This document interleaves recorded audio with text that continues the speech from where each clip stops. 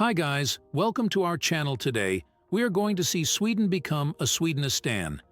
It has only education purpose.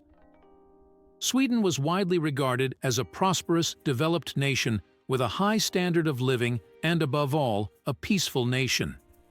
It even ranked among the top 10 safest countries worldwide.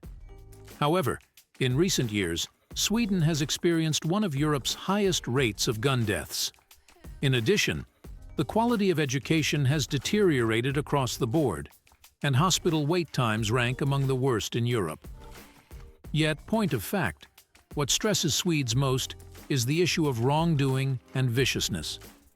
In fact, in September of last year, the situation got so bad that Sweden is getting ready to send its military into the country to deal with the wave of violence.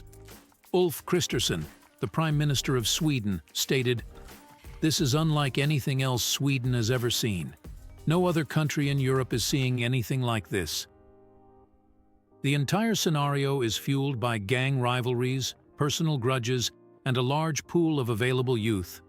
The majority of them are members of immigrant communities that have arrived from other countries in Africa and the Middle East, including Somalia, Syria, Iraq, and Iran. In point of fact, Rawa Majid is the leader of one of the biggest gangs. He came to Sweden as a newborn in 1986 after his parents left Iraq. Thus, the inquiries are, why is multiculturalism destroying Sweden? And why did immigration fail in Sweden when it failed in other wealthy nations? Prior to the Second Great War, Sweden was a semantically and socially homogeneous country. From 1871 to 1940, the majority of immigrants came from Germany, Denmark, and Norway, with a yearly average of only 6,000. However, in recent decades, multiculturalism has become more mainstream in Sweden's political discourse. As a result, it has begun to receive a significant number of refugees from countries outside of Europe.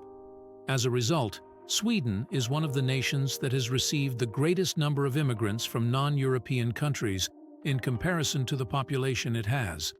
Between 1985 and 2015, the percentage of immigrants from non-European countries rose from 2% to 15%. Between 2015 and 2019, Sweden's population grew by more than 1% per year, well above the average for industrialized nations as a result of this rapid immigration. Since the majority of European nations are experiencing the effects of their aging populations, this appears to be a very positive development at first glance. On the one hand, as fewer people reach working age, fewer workers are required to support an increasing number of pensioners.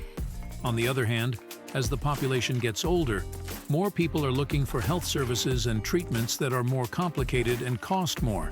So drawing in workers is one of the procedures utilized by created nations to redress for their maturing populaces. However, this tactic was unsuccessful in Sweden due to the fact that many immigrants of working age simply do not have jobs.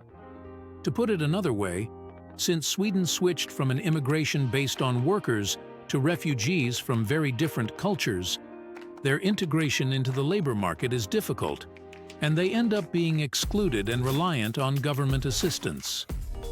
Because the majority of immigrants came from countries that were linguistically and culturally close to Sweden, it was not a problem for them to integrate into the Swedish labor market in the past because the majority of jobs were simple and consisted of well-defined and repetitive tasks, dissimilar to the present work market, which makes higher requests on schooling, language abilities, and work insight.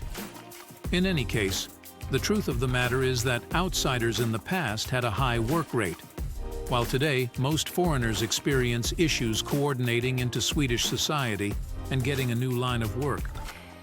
The employment rate for people aged 20 to 64 in Sweden was 82.9% in 2015, while it was 53.6% for people born outside of Europe.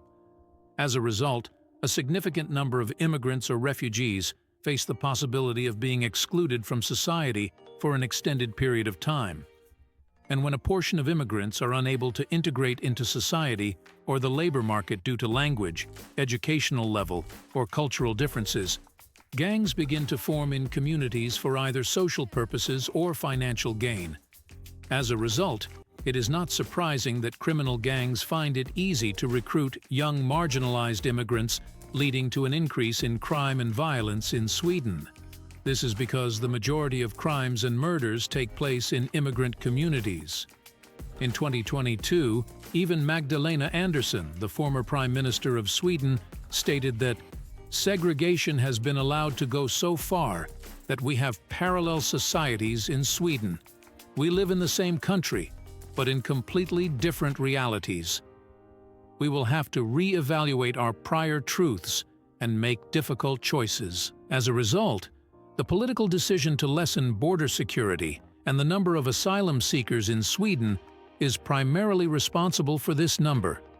Additionally, Sweden frequently grants refugees permanent residence for humanitarian reasons, despite the fact that it is not required to do so. Other nations, including Greece, Italy, Spain, and the United States, have issues controlling their borders. However, Sweden's decision to accept more or fewer immigrants is primarily a political one. On the other hand, there are other nations, such as Canada and Australia, that also accept tens of thousands of immigrants annually. However, this immigration is based on employment and the requirements of the labor market. Because an immigrant must go through a process that can take years in order to obtain permanent residency, immigration is more successful in these countries. For instance, individuals who arrive as students are required to purchase private health insurance and pay for their education. Additionally, they must demonstrate that they are fluent in the language and possess the skills and experience required to officially enter the labor market in order to submit an application for permanent residency. Immigrants' contributions to the development of the nation are made more apparent in this manner. On the other hand, an immigration policy that grants citizenship to a large number of immigrants with low skills ends up simply creating welfare recipients.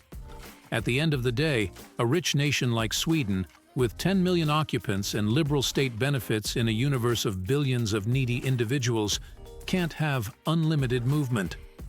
Otherwise, it would be encouraging immigrants who are more interested in state benefits than a job to come here. Milton Friedman, who won the Nobel Prize in Economics, said that a country can't have free immigration and a state that promises every resident a certain minimum income, whether or not they work. As the majority of crime is committed by immigrants and completely marginalized communities are being created, the Swedish government is enacting a series of policies to reduce the number of refugees allowed by the European Union. However, 2 million of Sweden's 10 million people were born outside the country. And out of these 2 million, almost 200,000 are from Syria, followed by 146,000 from Iraq. Additionally, they are eligible to vote because they are already citizens of Sweden. They are also empowered by having access to the ballot box to vote for immigration-friendly policies in the future.